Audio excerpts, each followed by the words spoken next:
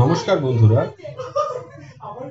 আপার প্রাইমারিতে প্যারা টিচারদের যে রিক্রুটমেন্টে 10% রিজার্ভেশন আছে, সেরকমই স্টেট লেভেল সিলেকশন টেস্ট 2016-তে ওয়ার্ক এডুকেশনে 10% রিজার্ভেশন প্যারা টিচারদের ছিল। এখন একটি কেস যেটা বেশ ইন্টারেস্টিং আপনাদের সামনে তুলে ধরবো, যে কেসে যে প্যারা টিচার 10% রিজার্ভেশনের সুবিধা পাওয়ার কথা, প্রাথমিকভাবে তার মেরিট লিস্টে বা ওয়েটিং লিস্টে কোথাওই নাম ছিল না। ওয়েবসাইটে স্কুল সার্ভিস কমিশনের তরফ থেকে যেটা ডিসপ্লে হয়েছিল তাতে কিন্তু কোথাও নাম ছিল না, কিন্তু হঠাৎ করে পরবর্তীকালে দেখা যায় যে তার মেরিট লিস্টে নাম আছে সিরিয়াল নাম্বার 5-এ। ওই ওয়েবসাইটেই পরবর্তীকালে এটা হয়।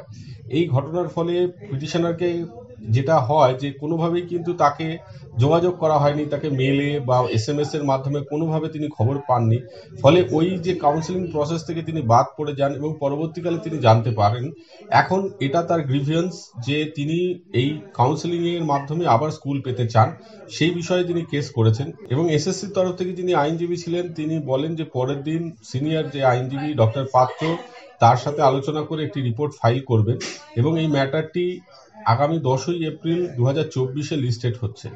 তো বিষয় হচ্ছে, আপার প্রাইমারিতে প্যারা টিচারদের রিক্রুটমেন্টের ক্ষেত্রে এরকম একটি অভাবনীয় ঘটনা ঘটেছে 10% রিজার্ভেশনের ক্ষেত্রে, যেটা এখন যে রিক্রুটমেন্ট প্রসেস হবে বাকি সাবজেক্টগুলো, ওয়ার্ক এডুকেশন, ফিজিক্যাল এডুকেশন ছাড়া বাকি সাবজেক্টগুলো, যার একবার ইন্টারভিউ ঘোষণা করেও কমিশন ক্যান্সেল করেছে, সম্পূর্ণ প্রক্রিয়ার দিকে সমস্ত প্যারা টিচারদের কিন্তু সজাগ দৃষ্টি রাখতে হবে।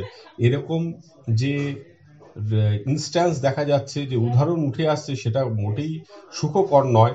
সতর্ক থাকতে হবে সকলকে। আজকে এই পর্যন্ত। সকলে ভালো থাকবেন, সুস্থ থাকবেন। ধন্যবাদ।